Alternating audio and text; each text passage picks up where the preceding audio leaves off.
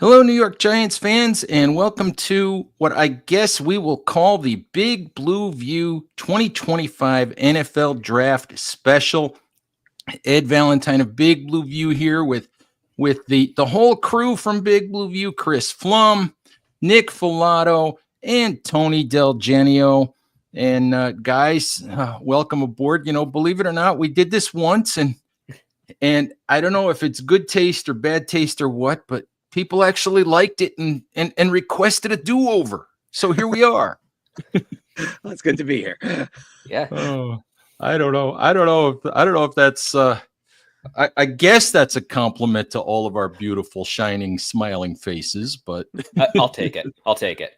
yes. So guys, you know, let's dive right into it. It seems more and more likely that the pick at 3 for the Giants is going to be Abdul Carter, the edge defender out of Penn State. And, you know, Carter in Wisconsin today, you know, for events, pre-draft events, Carter basically sounded like a guy who already thinks he's a Giant. I mean, he was talking about, you know, playing with Kayvon Thibodeau and Brian Burns and talking about Lawrence Taylor and talking about having to give up his Philly fandom and all that fun stuff. But is there, if it's Carter or quarterback, is there any real dissent, you know, from you guys about what the Giants should do here?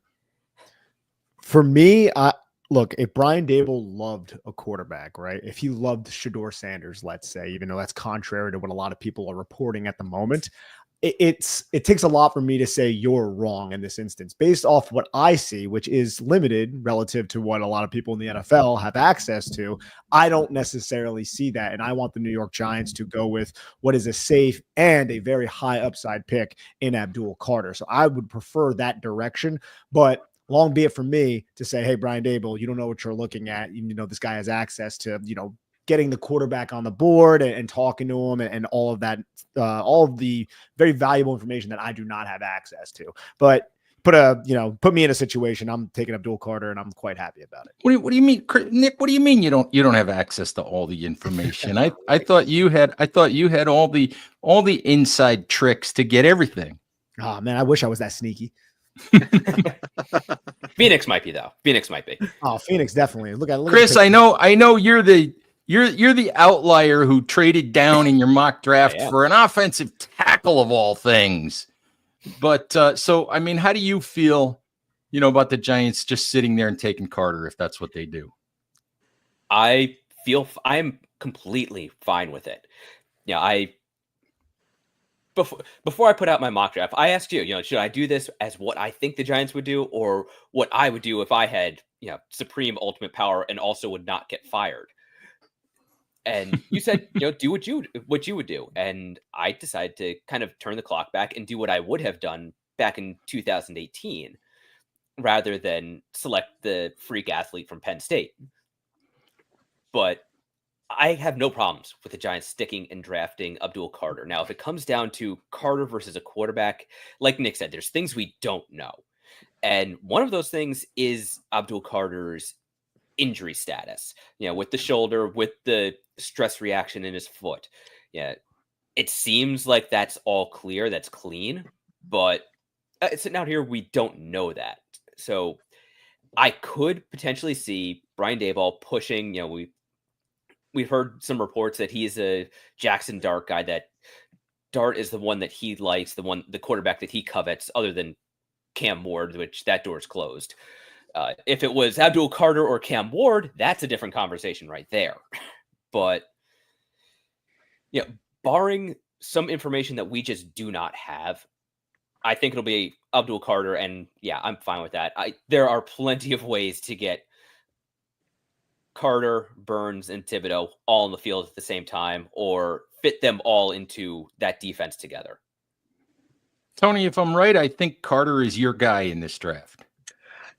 Yeah, he is, but I can think of other possibilities. I'll mention one if you want me to, just for giggles, okay? Because or maybe put a monkey wrench in the whole thing, Tony. Go ahead.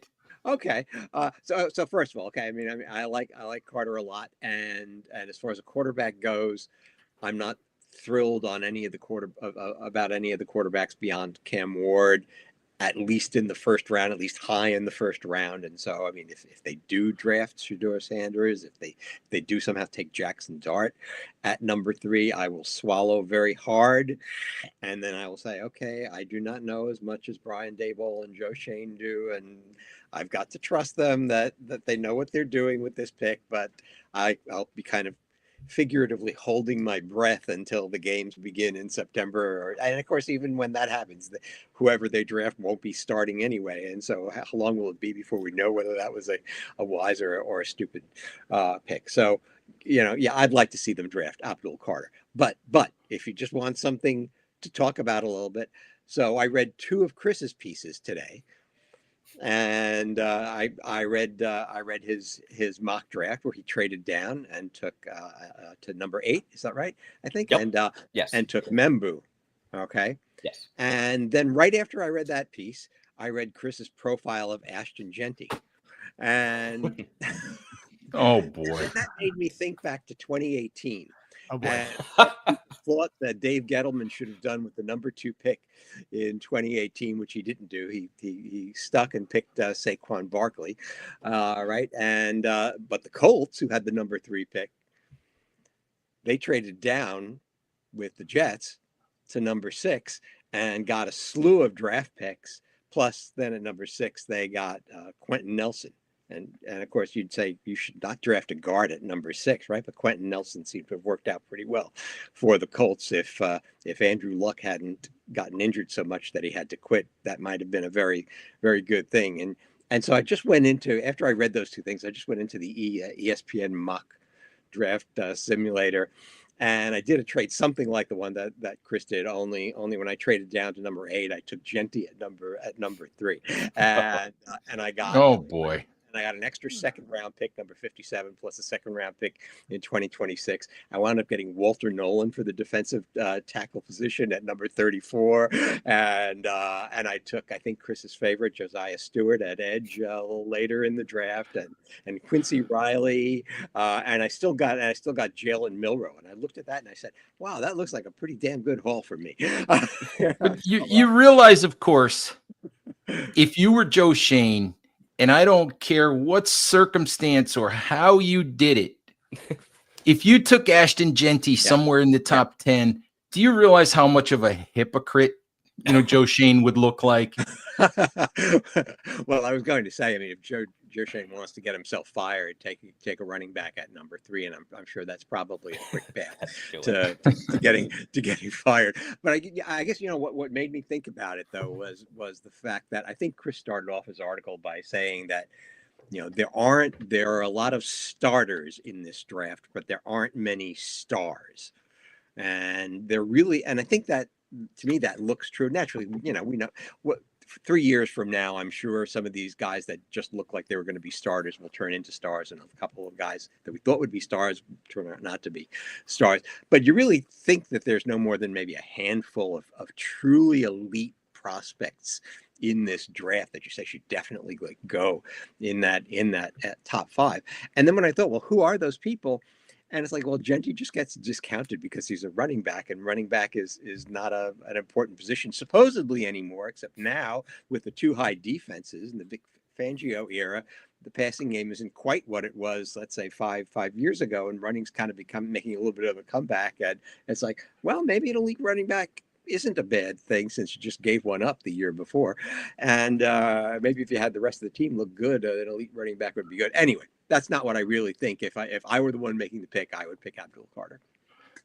Hey, Tony, you mentioned something that I kind of want to ask Chris and Nick about. Okay. And the reality of it is we get to the draft and you hear a lot of how did that guy go in the first round? And how did that guy sit there until the 3rd round? And the reality of it is Jerry Reese, former Giants GM, always used to say on a year-to-year basis, there are maybe 15 players at most that the entire league agrees are first-round players, who everybody would grade as a first-round player. So invariably, this year there's going to be, Jalen Milroe, for example, might go 21 to Pittsburgh. He might go 65 to the Giants. Who knows? So I guess my question for you guys is, and I know we just released the big board, how many pure first-round players are there in this draft for you guys? I think it's only maybe a dozen or so.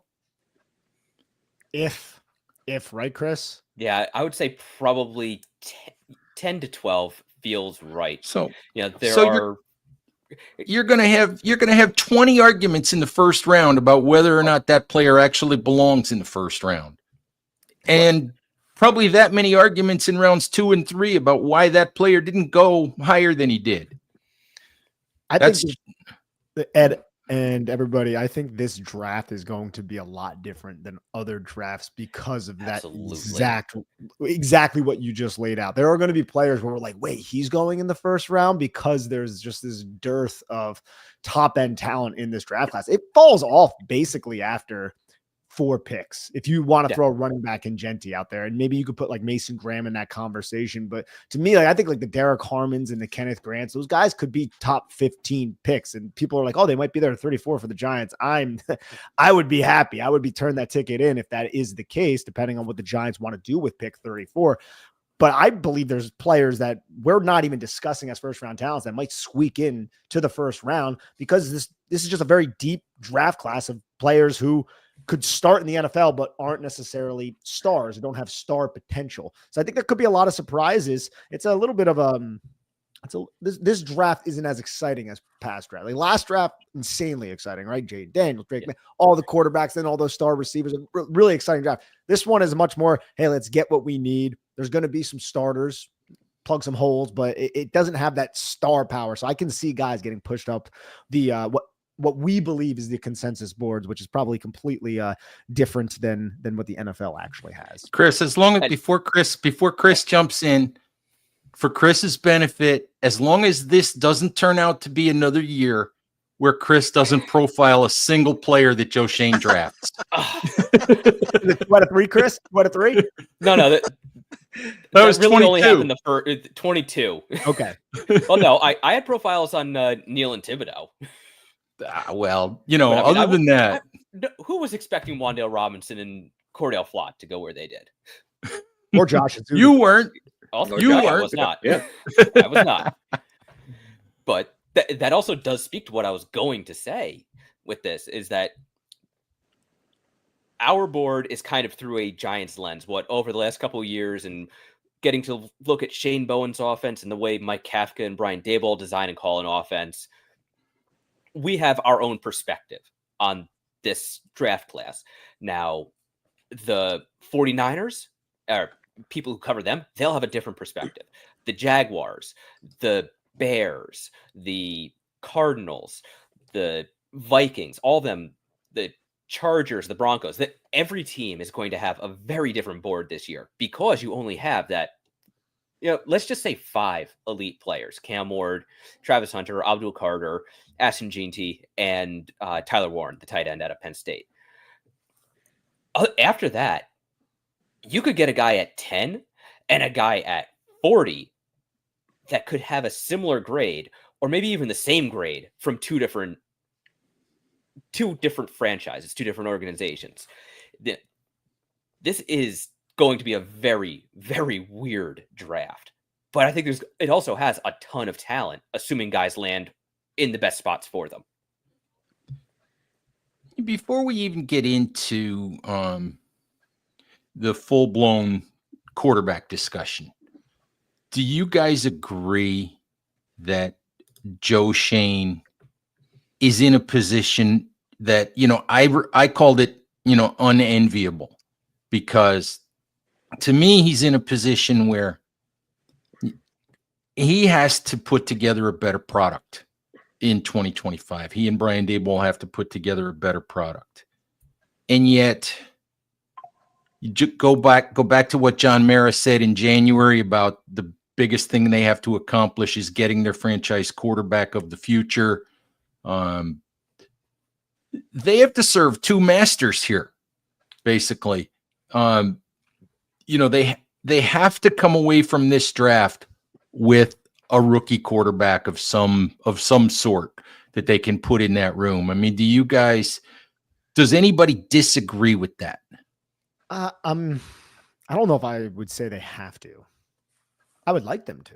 I think it would be wise to, but I wouldn't want to force it. I wouldn't want to force that, especially if the coaching staff or the front office don't have a true conviction, especially the coaching staff a little bit more than maybe the front office. They don't have a true conviction on a player. I wouldn't want to force it just to force it. And I would maybe have a different opinion of this. Actually, I would certainly have a different opinion if I believed in these quarterbacks a little bit more. This quarterback class is one of the weaker ones that I've ever studied from the quarterbacks that I have seen. So I would push back a little bit on that, albeit I do understand why you're saying what you're saying. I feel like there's some impatience, on the part of the organization for Joe Schoen, who has never drafted a quarterback in the first three drafts. I feel like there's some impatience for him to stop talking about this process that he always lauds, that he and Brian Daboll have, this wonderful process that they have in evaluating quarterbacks. I feel like there's some impatience for him to prove the benefits of it by putting somebody in place. Yeah, and I don't think he has to draft one on day one, but I think he's got to draft one by the time he gets to pick 99. And picking somebody in the 6th round or something like that, I don't know that erases this. Joe Schoen has never drafted a quarterback because picking one in the 7th round is picking one just to pick one. Yeah. So I think there is some pressure on him to get it done sometime in those first 4 picks, and I think that's a very unfortunate thing to have that hanging over your head. But I think it does hang over his head. How do you guys feel about Chris? I think I interrupted you there, but I just want to throw out a question real quick.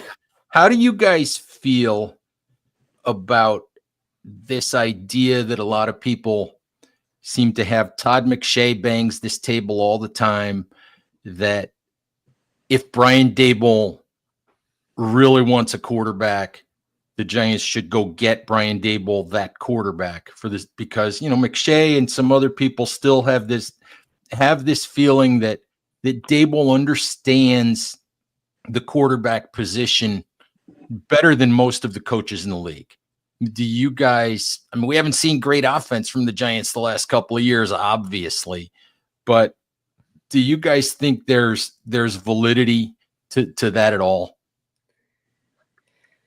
Well, I think he is your head coach, and you did hire him for his ability to develop a quarterback. Basically that is why he is the Giants head coach right now. Now, the original thinking was that he could get Daniel Jones to be the Giants' Josh Allen. That obviously didn't pan out. Jones's limitations were what they were. It just didn't work out. There, we saw plenty of times on the sideline where Daboll was frustrated throwing the tablet. The offense just didn't work after 2022, and they pulled just about every trick out of the hat they could to get it to work in 2022. Yeah, Nick and I went over it on basically a weekly basis, the way they morphed that offense just to keep it as unpredictable as possible. Did I give you guys a raise for doing that? Maybe. But yes, I think if Brian Daboll, with his job on the line, wants a quarterback, and they do believe it is a guy who could be the guy, who could be their next franchise quarterback, a guy they can, I would say, win because of, not just win with. Now, obviously, might not see the yield until 2026, but at least get him in the door. Then, yeah, I think they do have to go do that. You said Joe Shane's job is unenviable. I said right after John Mayer made the decision to keep everyone that might have been the cruelest thing he could have done. Yeah, that firing them would have been a mercy as opposed to basically asking them to go from a 3-win team to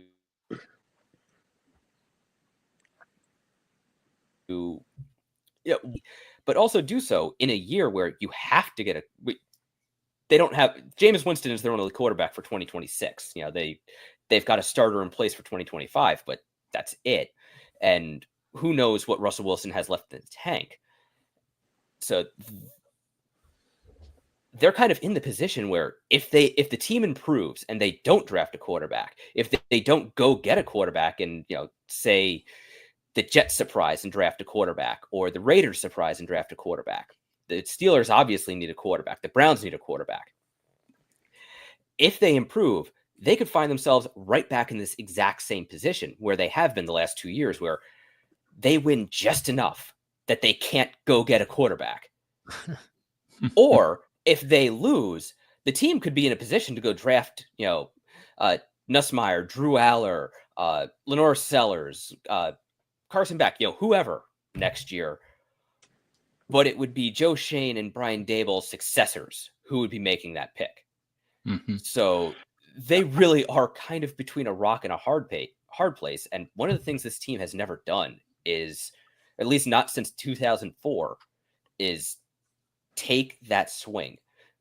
Just bite the bullet and do what you have to do. Assuming, of course, the guy is there that is worth doing it for, which is the other caveat. And that caveat's heavy too, right? It really is. When you think about the quarterbacks the Giants have passed on, and I'm not going to put Nix, McCarthy, or Penix there quite yet, but there are, there's merit to that argument. It's like Justin Herbert they passed on, right? Yep. Because they had Daniel Jones from the previous draft. And like, okay, let's go with our tackle. We love Andrew Thomas, but Justin Herbert, come on, what we talk about, guys? That would have been great. The hard part about Justin Herbert, Nick, the hard part about that is we know the Giants were basically frothing at the mouth to get Herbert the year before. Mm-hmm. They would have fallen all over themselves to get Justin Herbert. The flip side of that is, you can argue, that Daniel Jones had a very promising rookie season. He did. Yeah. So that complicates it, because you're sitting there thinking, we saw enough from Daniel Jones. We love Herbert, but do we throw that first year of Jones away? When we think we might have something. Jones showed more in his first season than Josh Rosen did in his first season with the Arizona Cardinals. But just objectively looking at the skill sets of Daniel Jones in college at Duke and Justin Herbert at Oregon with the physical traits, it was very obvious which prospect was like light years better. And when quarterback is such an important and critical reason why you win and consistently compete for Super Bowls, it's just look, hindsight's always 20/20, but that's a tough one to swallow. And then we just missed out on the 3 last year. Just missed out on them because we don't on that 3-game winning streak. So it's just like, it just seems like Murphy's Law at this point when it comes to locating and identifying and getting that quarterback. It's like whatever can go wrong will go wrong, and the Giants will find a way to miss that out. And I hate having that defeatist mindset, but that's what it has seemed like over the last 6 years. Did we just coin Mara's Law? Dude, I love that, Chris. Mara's Law. Hey, the other thing is that there's pressure on Brian Daboll too, for his reputation, right? Because why was Brian Daboll hired by the Giants? And you have to think that because he's given credit for the development of Josh Allen, there's, I think, a good question as to how much of it was Daboll's influence on Allen, how much of it was them getting Stephon Diggs in his 3rd year, and how much of it was the offseason work that Josh Allen supposedly did with somebody who cleaned up his mechanics and so on. But when Brian Daboll was at Alabama, he had Jalen Hurts as his starting quarterback in his final year at Alabama. And Jalen Hurts did not have a great season at Alabama that final year under Daboll. So much that Tua, who was a freshman that year, Supposedly Dable wanted to sit Hurts down and start Tua, but Nick Saban wouldn't let him do that. And then finally they got to the championship game and they were down by whatever it was, three touchdowns at halftime to Georgia. And Saban finally made the call to switch to Tua, and Tua did great in the second half, and they wound up winning the game. And Hurts went off to Oklahoma where he played better, and he's obviously come on in the NFL. And so really we've kind of got this one data point, and it's a little bit of a squishy one on how much of a quarterback whisperer Brian Daboll is. And so I would think that whatever they do tomorrow night or Friday, it's got to be someone that Brian Daboll thinks he can work with and turn into something more than he is. And let's say if that's Jalen Milroe, and he sees the kind of the raw talent there that needs to be harnessed, and the athleticism and all of that, and he thinks that that reminds him of what he inherited in Josh Allen, and he can do the same thing with Milroe that he did with Allen.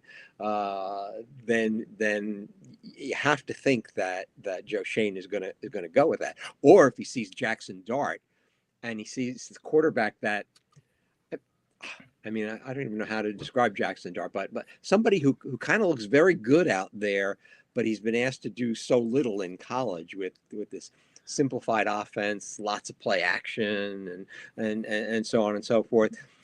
Can you make Jackson Dart into a more complete quarterback who can operate under other circumstances than the ones that he's been handed to him in college? Does Brian Daboll think that he can bring that out of Jackson Dart? And so whatever his feeling is on that, I would guess that Joe Schoen has to go with that. And I think that's also why they can't get through day two without having picked someone that he gets a fair chance of doing that with. Agree completely. And I think that is kind of outside of Cam Ward, the defining feature of this top 5 of quarterbacks is that there's questions on all of them, but there are also traits, concrete traits that you can build upon with all of them, whether that is, Jalen Milroe's athleticism and arm, Tyler Shoug's maturity, and also his athleticism, his arm talent, Jackson Dart, that he's got his own physical traits. He's a really good deep ball thrower, had that huge yards per attempt at Ole Miss. And then Shedeur, you've got his accuracy and the fact that he has already had pro coaching from Pat Shurmur. So there are things I think that a coach could sink their teeth into with each of these guys. This isn't the 2021 class where, you're looking at it and I hope Kenny Pickett can play. Yeah. Guys, I want to do two things. I want to get to some of the questions that are coming in the comments, but I also want to throw out I want to get your thoughts on something that I get asked in the Big Blue View comments and in the mailbag all the time. And it comes back to Joe Schoen and Brian Daboll keeping their jobs after 2024. And some people say, I keep getting asked, well, how can the Giants let Joe Schoen and Brian Daboll pick the quarterback of the future when they might be gone in a year?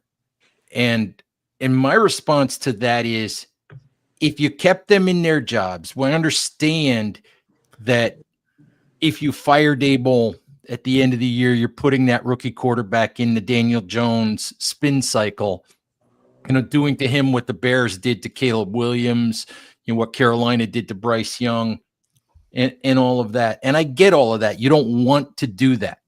But if you're not going to fire them, my opinion of that whole thing is you can't kneecap them and tell them you can't take a quarterback. You can't do what you want. You have to do X and just, build the team the best you can. And maybe if you don't get fired a year from now, we'll let you take a quarterback. I don't think you can do that. If you kept them, you have to let them make their decision and live with it. Yeah, I'm right there with you. It wouldn't make any sense at all to be like, hey, you guys are coach and GM still, but you can't choose the quarterback that you want to help you win right now. No, absolutely. That would be very silly. Yeah. So, no, go ahead, Chris. They were hired to do the job. The ownership has to trust them to do the job for which they hired them. If they don't trust them to do that, they shouldn't have. John Mara should not have kept them in place. That's to me, that's just all there is to it. And also, they might not be fired next year. I personally think that Joe Schoen is not off target when he says that this team is closer than people think. I honestly do believe that there is more talent on this team than they have been able to show, particularly last year with the revolving door at the quarterback position. Just position after position getting gashed by injury. I honestly believe that with just some consistently competent play from the quarterback position, they can make noise. And I honestly do believe they can hit the over on that 5.5 win total. That's a low bar. That's not a bar anyone should be satisfied with. But I honestly believe that this team can be good enough that it would reward John Mara's faith, or at least patience, in Joe Schoen and Brian Daboll. All right, let's get to a couple of the questions that have come in, and the first one I want to throw out there for you guys comes from the mysterious one, and he asks, "Do we think that the Giants organization is divided on what to do here in the draft?" I think is what he's asking, because they are feeling pressure after fumbling on extending Saquon and Xavier McKinney. Who wants that one first? I don't know if they feel pressure or if they're divided for that reason per se. There's been reports from McShay and a couple other people that there might be a divide between the front office and the coaching staff on what quarterback they like. I don't know if that necessarily has anything to do with the quote unquote fumbling on extending Saquon and McKinney, though. Yeah, I don't necessarily think it has anything to do with it myself. I think it's a completely different circumstance, right? It's, McKinney and Saquon have nothing to do with, to me, have nothing to do with figuring out which quarterback they want. What that is, to me, is human nature and the fact that everybody sees something different. All four of us can sit and watch the same film and, of a quarterback prospect at the same time and have a different impression. Yeah, absolutely. Yeah, and the only I think the only pressure they feel, I mean, other than the obvious one, they have to figure out who their future quarterback is, right? But the only pressure that they feel is I would imagine that they realize that they don't have many elite players on this team. They did manage to get one for themselves last year, right? And they have a couple of others on the team, Dexter Lawrence and Andrew Thomas when he stays healthy and so on. But it's a team that's sort of lacking elite players, right? And if you really want to become a contender, and a serious contender, like not a Tampa Bay Buccaneers level contender, right? Kind of, a team that kind of makes it into the playoffs every year, maybe even wins a playoff game, but that the Buccaneers are never going any further than that, the way they're constructed. If you want to actually get to the point where you can compete for a title, you've got to have more elite players. And while I don't think they feel pressure after fumbling Saquon and McKinney, and I don't know that they even fumbled McKinney. I think McKinney leaving was a done deal right from the start, and no one ever imagined him getting the money that he got from Green Bay. But Saquon certainly, I think, was a fumble, and that situation was not handled well from start to finish, as far as I can see on both sides. Anyway, still, I think they need to come up with elite players. They can't afford a 2022 situation where they had 2 top 10 picks and didn't get an elite player with either one of them, at least as we stand here now in 2025. You can't have that. They need something. And I don't know. It's telling me that they didn't hear it, but there's a they did get an elite player last year. They need to get an elite player this year with that first pick, and I don't think that's going to be a quarterback where they're sitting unless somehow miraculously Tennessee decides not to draft Cam Ward. So that's the pressure I think they feel is really hitting on one or two of their draft picks. Yeah, I would definitely agree with that. With McKinney, I don't think anybody saw him getting the money he did. I also don't know if anybody saw him quite having the season he did. Nick and I both, we liked McKinney. We knew he was a good safety, but I don't think anybody quite saw what did he have, 8 interceptions, something like that. It seemed like he was getting a pick every single week. Yeah, that's crazy. With Saquon, that was, at least for me, that was it was what it was. It sucked losing him. It sucked watching him go to Philly. You knew he would have a great season there just because they have a phenomenal just environment for a running back. Really good offensive line. Jalen Hurts has developed into a very good quarterback, 2 great receivers. Yeah, it's just kind of a perfect storm. Like that was kind of the environment a running back should where you should invest in a running back.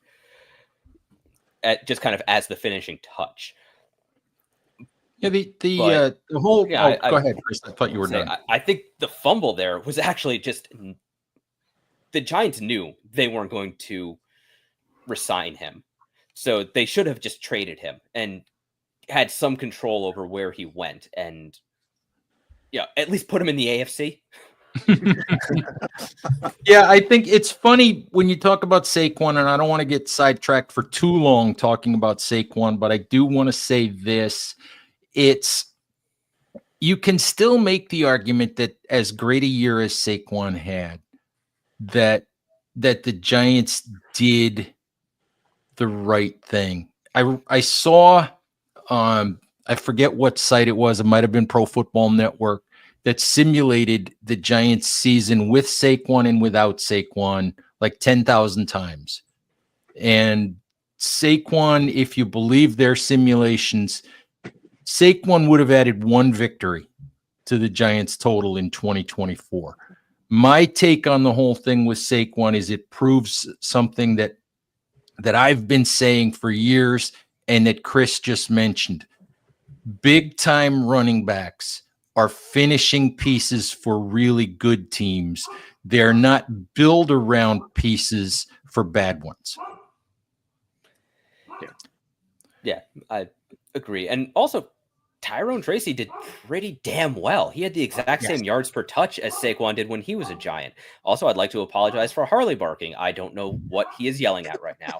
Doesn't like Saquon, I guess. Yeah, yep. Traitors. When my wife comes home in a few minutes, my dogs will start to bark too. So that won't be the only yapping, other than our yapping that folks have to put up with. Let me ask you guys this. Let's get to let's get to the okay. We took Abdul Carter at 3.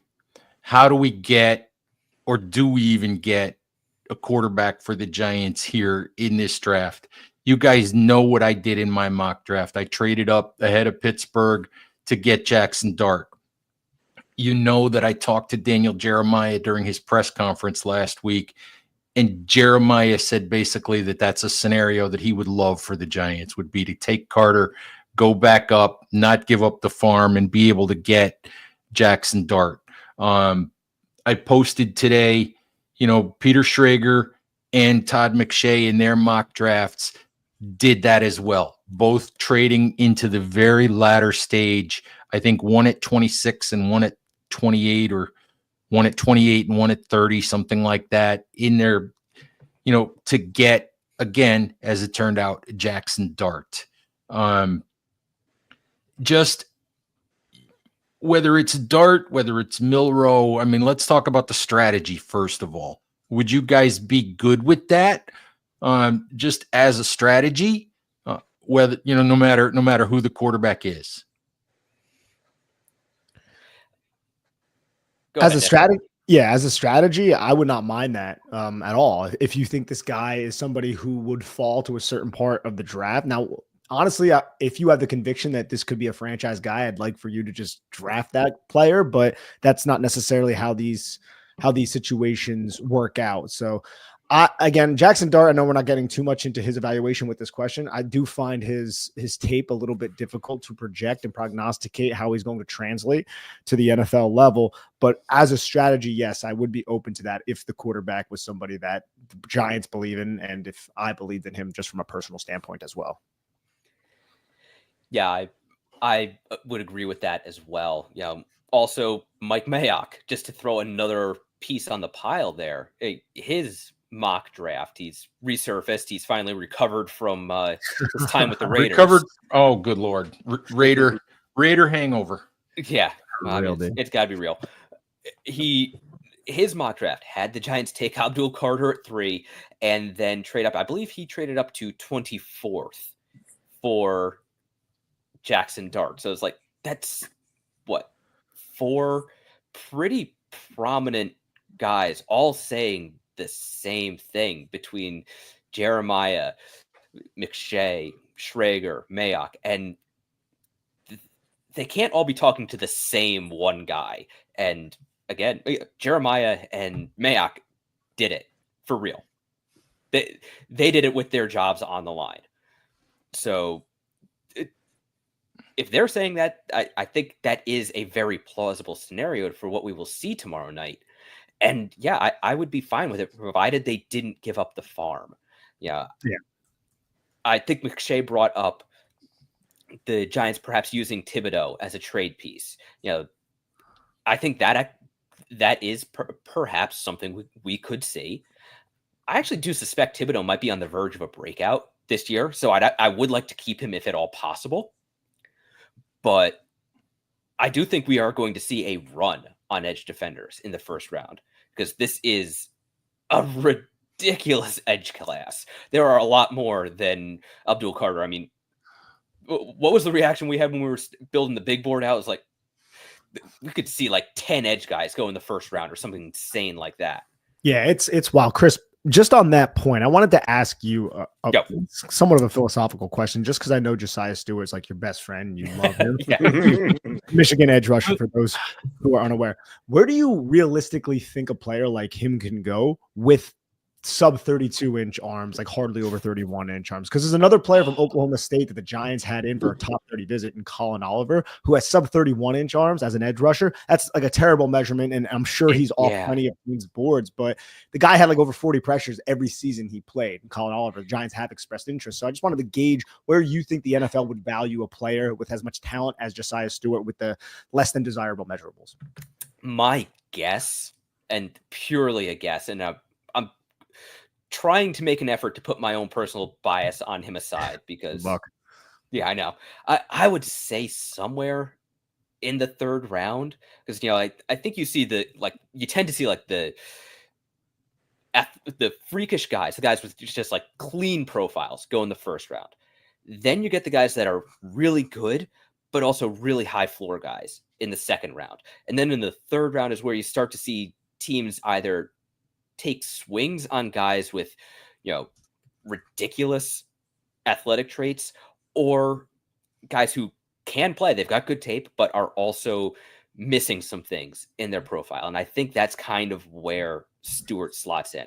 Like, I wouldn't be surprised if he slipped into day 3 just because of that arm length, but also I think he's going to be one of those guys where he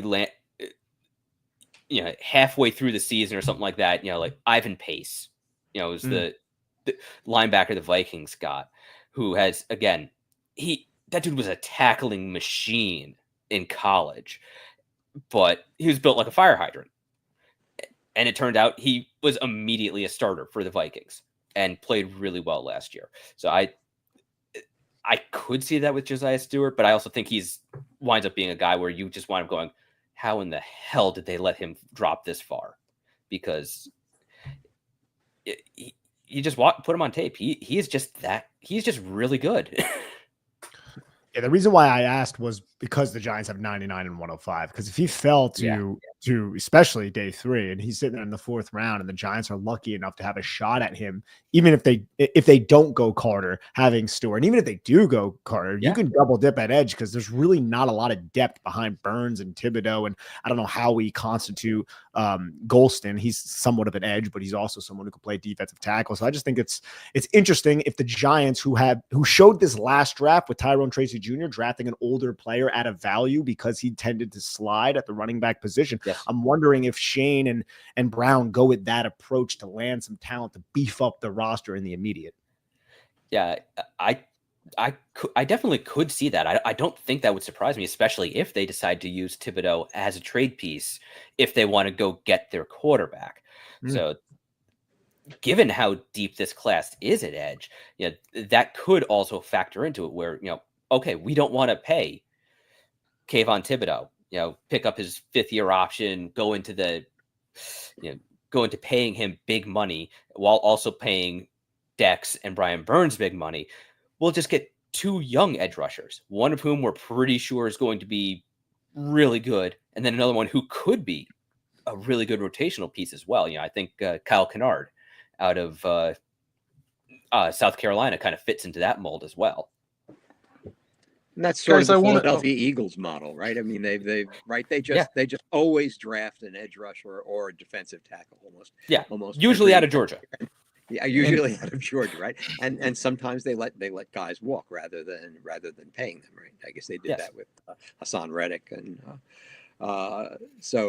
You saw the results in the Super Bowl, right? The Eagles just have wave after wave after wave of guys getting to the quarterback, and that's got to be in every NFL GM's mind. And that's why you talk about 10 edge rushers going in the first round of the draft. I think that's very plausible given what people see the Eagles having done in the last few years and how it's worked for them.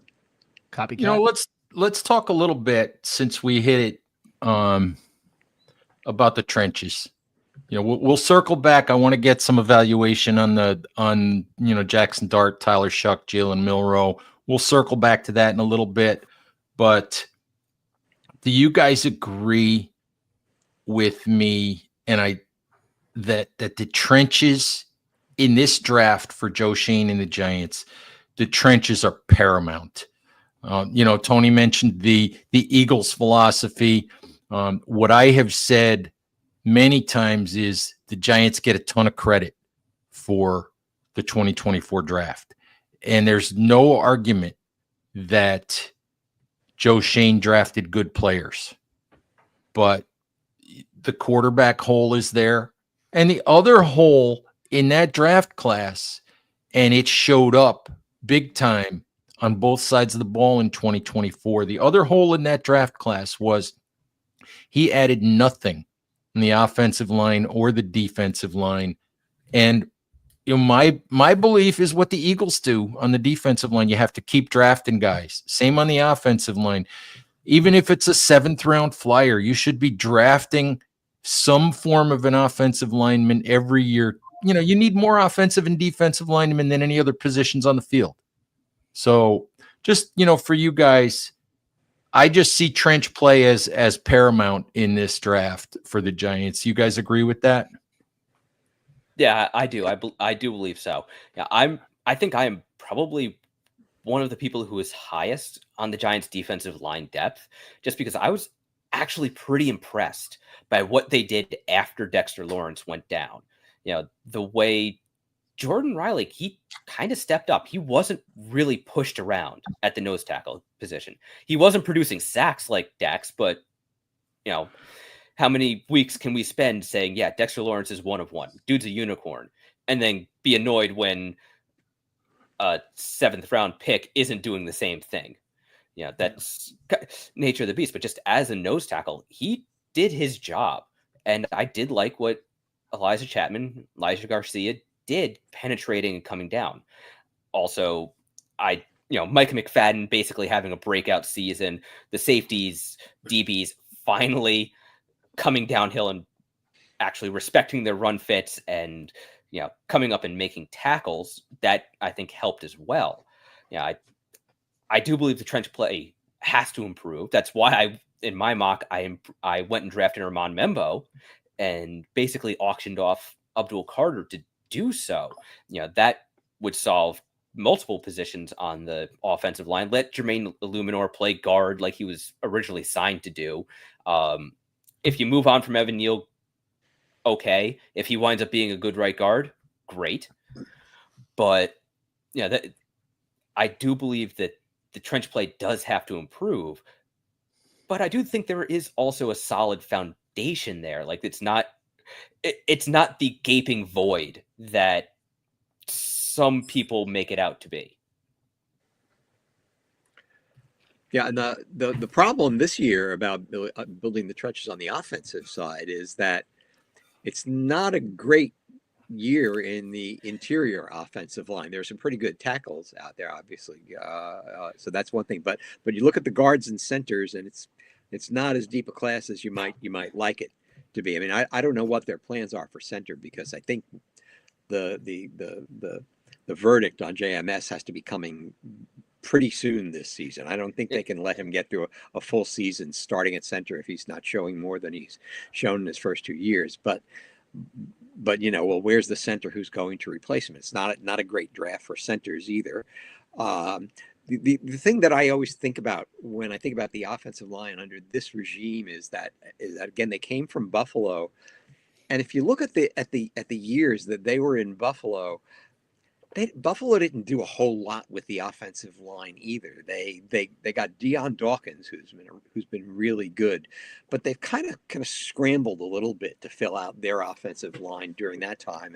And if they didn't have a quarterback who was so tremendous at scrambling and getting away from pressure and strong enough to just shake off guys who try to tackle him behind the line.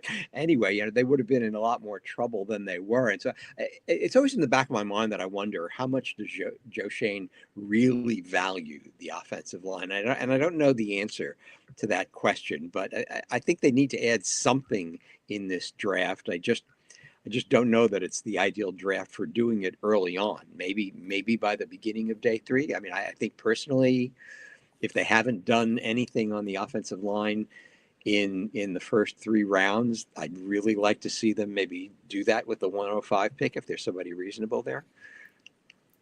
That would be a solid use of it. I do think a lot of the better interior offensive linemen in this class played tackle in college.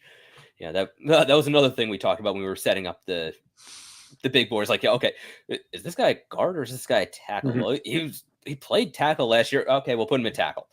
That I think is going to be something very interesting to follow. I do kind of like Savinea out of Arizona. I believe their right tackle. He's a guard all the way in the NFL. I'll be interested to see what happens with Willie Lampkin, because that dude can play. It's just that he's the size of a fullback, a big fullback, but a fullback. He might actually be a possible center convert, because he is always going to win the leverage battle, and he is pretty quick. But yeah, as far as natural guards and centers, that is a big hole in this draft class. And I definitely agree that this is the make or break year for JMS. This is year 3. Good for you, Chris, by the way, in getting another one of your draft crushes in front and center here. Good for you. Hey, Short kings. Short kings. Absolutely. Hey, let's throw out before we circle back to quarterbacks, which I want to get back to. Another question that came in the comments, since we're talking, middle round kind of stuff here. Tarek Tehran asked a while ago, do you think the Giants should draft a running back in the first 5 rounds? And I'll answer that myself quickly, and then you guys can chime in. I don't know if it's first 5 rounds, but I do feel like the Giants will draft a running back at some point in this draft. If you look at their 30 visits, if you look at guys they've talked to at the different pro days and the all-star games, they have paid a lot of attention to the running back position. And something that I mentioned to Chris, in his mock draft, something that I had kind of taken to doing in the middle of the draft is grabbing a wide receiver or grabbing a running back somewhere in the middle. And in Chris's mock, he traded down and got a couple of extra picks. And I think Chris took a back and a wide receiver and a tight end. And the fact of the matter is, Harold Fannin. The fact of the matter is, the Giants' free agency is always a tell, okay, as to what your draft plans are.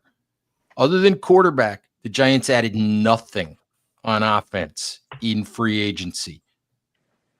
I firmly believe that somewhere in this draft, whether it's a running back, whether it's a wide receiver, if somehow somebody like Jaden Higgins or Savion Williams, if they like those guys and they're sitting there at 65, they might take one of those guys. I don't know.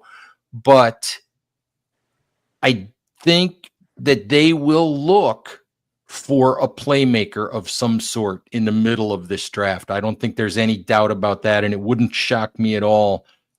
I think I'd be more surprised if they come out of this draft without a running back than with one. Yeah, agreed. And again, that is another incredibly deep position in this draft. Like, there are holes in this draft, but edge, running back, defensive tackle, those positions are absolutely stacked with talent. Now, I could see Caleb Johnson out of Iowa being a guy they look at because they've got that coaching connection there, which that's how they wound up with Tyrone Tracy. In my mock, I did Trey Harris, wide receiver out of Ole Miss, Damian Martinez, running back out of Miami, and then Harold Fannin. My favorite, Damian Martinez. Oh yeah, he's one of my favorites too. He's a fun guy to watch.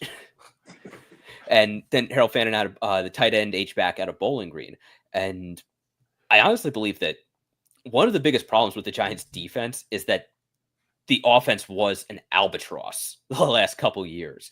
They were just kind of hauling them around and trying to do just enough to stay in the game in the hopes that the offense would make a play. Just one play, please. Just one play.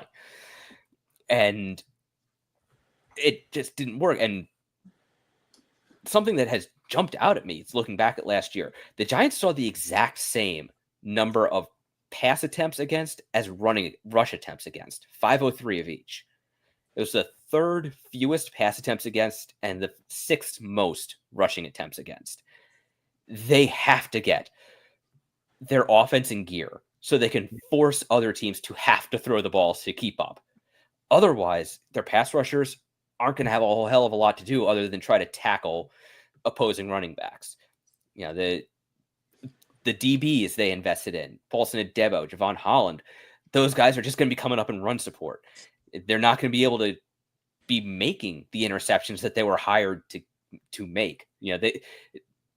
I really do think that the linchpin to this team is getting the offense going.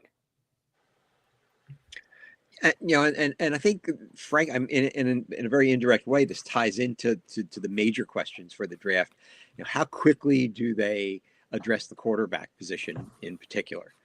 Do they feel that it's a priority to get an interior defensive lineman in this draft, since it's a deep draft for those, or to get another edge defender, since it's a very deep draft for those? And how quickly do they take care of those? If they take care of those right away, then by the time you get to picks number 99 and 105, I think then it's very easy to start thinking in the direction of something like a running back, since there are a lot of possibilities. And running backs, I think, still drop below where they're ranked in the draft because it's still a pass-oriented league. So you can usually find good values in the third and fourth round for running back. So some of these guys that Chris and Nick have rated as maybe even second round values might still be sitting there in the third round, not taken. And so there are opportunities, but I think that the opportunities are only there once you feel like you can go to sleep at night with the major questions for the roster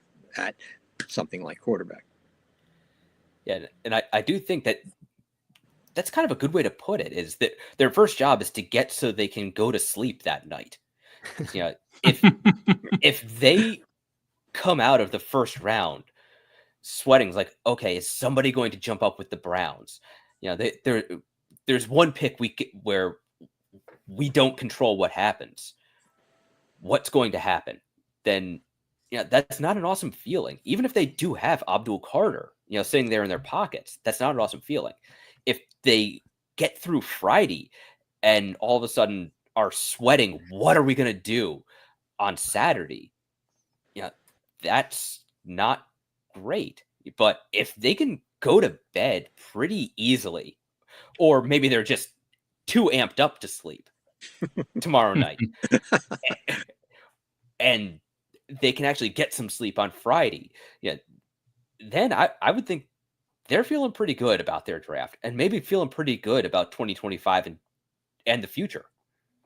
Well, I'll be in the Giants facility tomorrow night for round one. So when it's all said and done, if they get Carter and they get a quarterback, we'll see how loud the music is from the second floor.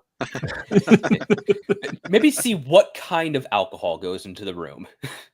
If it's the cheap stuff, oh boy. But if they're breaking out the good stuff, I don't know if they'll let us sneak up there. That's one thing about covering these NFL teams these days. You go nowhere in these buildings without a PR rep standing, basically next to your shoulder. So if there's a party going on up there on the second floor tomorrow night, then I'm not going to be invited. They're lost. Try dressing as a caterer. I guess I could do that. Hey, Chris, you opened the door for us to get back to I guess what we'll call the second tier of quarterbacks, beyond Cam Ward and beyond Shedeur Sanders. We talked a lot about how it seems like Jackson Dart is increasingly the guy who's mentioned, as the possible target, as the guy that Brian Daboll might really like. And look, for me, if you're going to go get a quarterback, at that point in the draft, trading back up, for me, I love the idea of Dart. Look, there's a lot of things that Jackson Dart does well. There's maybe some of those things aren't, completely top tier in terms of physical traits. And you won't say, oh, he's one of the best guys I've ever seen at doing this. But there's a lot of things he does well. The size isn't great, but it's good enough. The arm isn't great, but it's better than Shedeur. He moves better than Shedeur. He's got enough pocket mobility that he can get out there and make plays. And if you want to, you can use him in the run game. He's got the toughness. People that you talk to about him say he's got the leadership. And I look at two other things. He's the youngest quarterback in this class, which I love. And that pulls me toward him because he's not only the youngest quarterback in this class, he's got 42 starts and 45 career games played, which is a lot. And it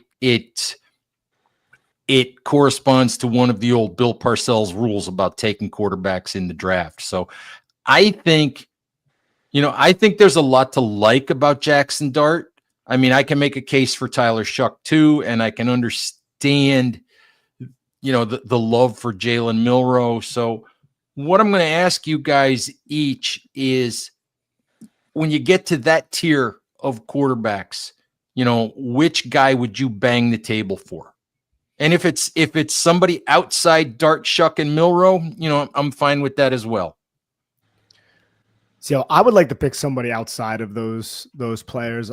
Although I would think I would be okay with any of those three. Again, Dart's a little bit nebulous, but I'll go with the Syracuse kid, Kyle McCord. And this is for a day 3 pick, mostly just because the tape that I saw of him, which was Miami and the Cal game, I felt like his ball placement, he was throwing even on simple passes to the flat, and these little plays and these little details are very important to me. He's throwing the pass to the flat, allowing a running back to run towards the pass to where he's catching it on his upfield shoulder, and he's already getting north to south. I appreciate that about McCord. I appreciate the toughness, the intelligence of McCord as well. The poise in the pocket, doesn't have the biggest arm in the world, but if I just need a developmental guy who can operate a rhythmic passing game, like we all say, like people say about Shedeur Sanders as well, I think McCord can also do that at a severe discount while also not being, necessarily the talent of Shedeur Sanders. But if you just need a developmental guy, a quarterback too, as Joe Shane has referenced several different times about the importance of quarterback too, I think McCord could be that guy, and you could probably get him somewhere in the middle to late parts of, that's probably the middle parts of day 3. Yeah, I think McCord actually would absolutely knock Tommy DeVito right off the roster. Yes. Yeah. And be an upgrade. That's an upgrade. Yes. Yeah. So, Chris, who's your guy then? Who's your guy? If the Giants go round 2 or trade up, I think, I actually include Shedeur in the second tier of quarterbacks. Yeah, for me, it's Cam Ward and then everybody else. Like last year, it was, Caleb, Jaden, May, McCarthy, Nix, Penix, and then everybody else. Like I had the top 6 and then everybody else. This year, I think it's kind of Cam Ward, this middle chunk, and then everybody else. Then the guys who are either really developmental, like say Will Howard or Kyle McCord, Riley Leonard out of Notre Dame. But I think we might want to stay away from anybody connected to Duke. So that's there's that too. So let's not do that again. Yeah, Tony. So to me, I think it really does come down to what kind of offense the Giants want to run. Yeah. I think if they want that explosive vertical aspect in their game, then I think you do start to lean towards either Dart, Chuck, or Milrow. We saw what this offense looked like in Indianapolis. Mixed blessing. But when good Drew Lock showed up and they were getting the ball downfield, we saw how much that opened things up for all the guys underneath. And just the offense finally ran the way it was supposed to. Or to go back, the second half of the Arizona game in 2023, when Daniel Jones was dropping back on play action every single play and just getting the ball down the field, just putting it right in Darius Slayton's hands down the field. And then that just opened everything up for the entire rest of the offense. Yeah, I suspect that's what they want to do. They might not want to be bombs away, full 4 verts every play, but they at least want to have that threat of the vertical in there. So I do kind of lean towards one of those bigger armed 3. And from there, I think it's just a matter of getting the guys on the board, which, like Nick said right at the top of all this, we can't do out here. We're not that sneaky. But I do think Dart kind of has the best blend of traits. Yeah. I think if Tyler Shuck had anything like a normal path to the NFL, I think he could comfortably be quarterback 2. But he hasn't, and he only has 1 season, as opposed to all of the experience that Dart has, and also Shedeur. Jalen Milrow, his traits are off the charts as far as athletic traits, arm talent, his ability to just launch the ball through a brick wall. But you have to weigh that against, can you get his feet cleaned up? Can you, what is he like on the board? He's obviously a smart guy. He's going for his master's right now, and he won the academic Heisman. But there are different types of intelligence. Can he process in real time, or is he just a smart guy? Those are 2 different things.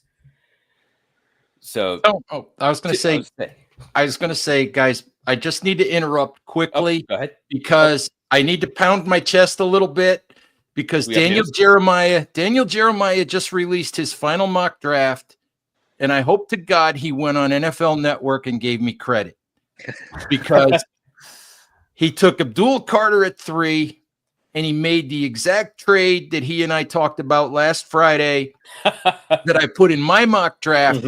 He traded to number 18 to get Jackson Dart. So that's with the Seattle Seahawks. That's the exact trade that I made in my mock draft. So I need to go watch NFL Network and see if he gave me props. Well, then I'll wrap up so we can go. So you can go do that.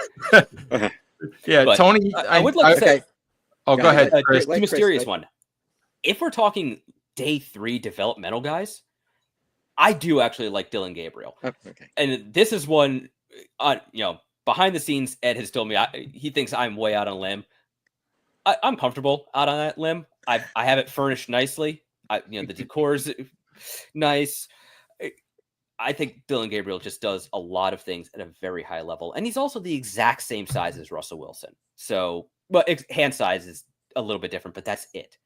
I think he's got the arm. He's got the mobility. He's got the accuracy. I honestly think if Gabriel gets a shot, he's going to make some team look very smart. I kind of have my eyes on the Rams. Okay. So on day 2, Milroe is my favorite, even though I realize that it's a big risk. He may develop into something that can play in the NFL. He may not, but I love the potential that's there. And on day 3, I'm with Chris. Dylan Gabriel. I feel like if Dylan Gabriel were younger, taller, and right-handed, he would go on day 2. And because he's none of those things, he's going to go on day 3.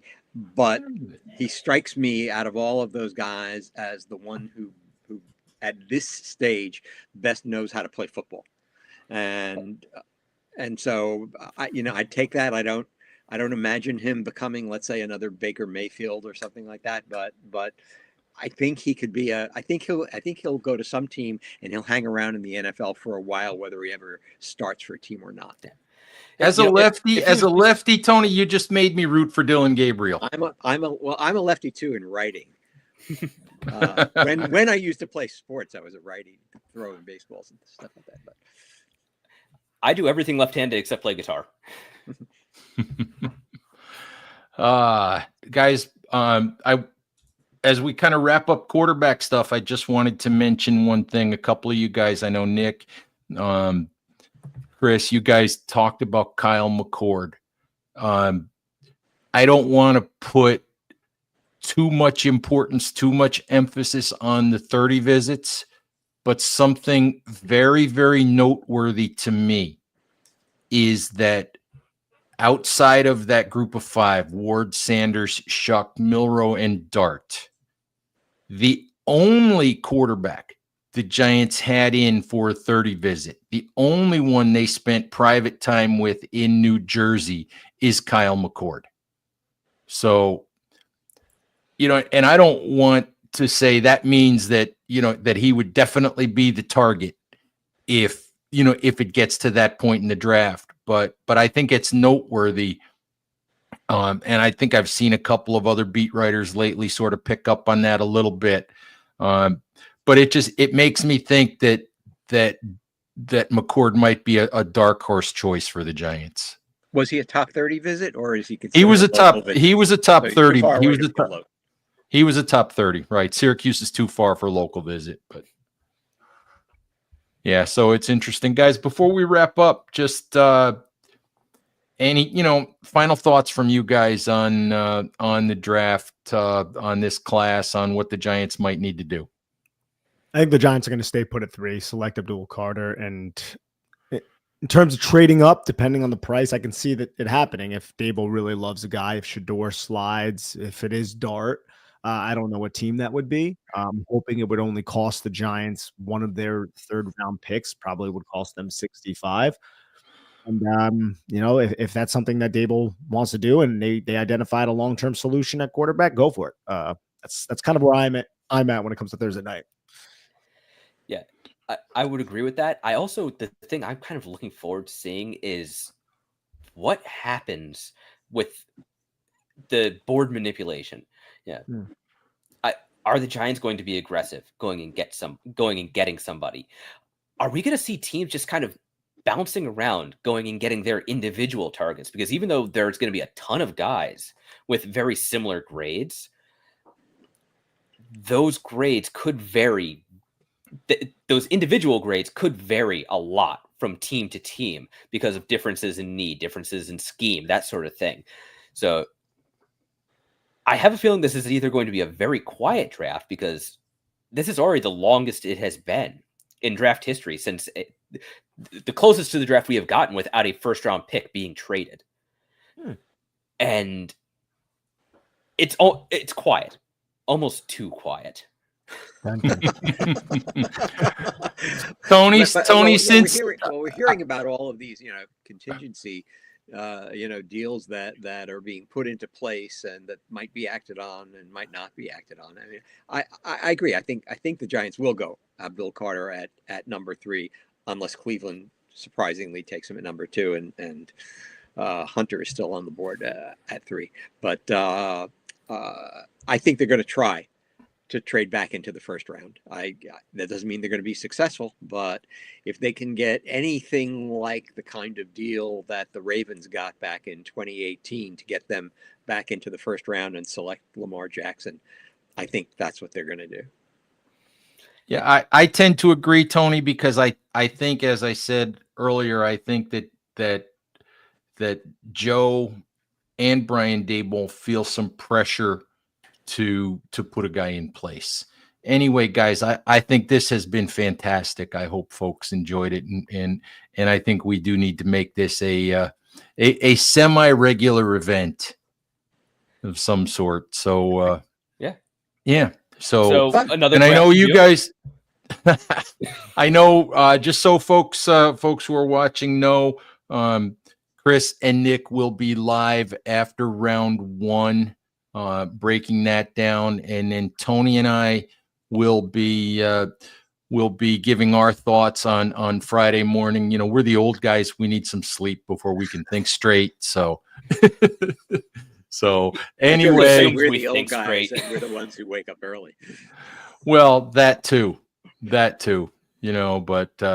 yeah, we wake up early, but we do need a little bit of sleep before the brain works properly. So anyway. Guys, appreciate the time. Giants fans, I appreciate you guys hanging in there with us and participating. So thank you very, very much. Please stay safe out there. Take care of each other, and we'll talk to you soon. Bye-bye.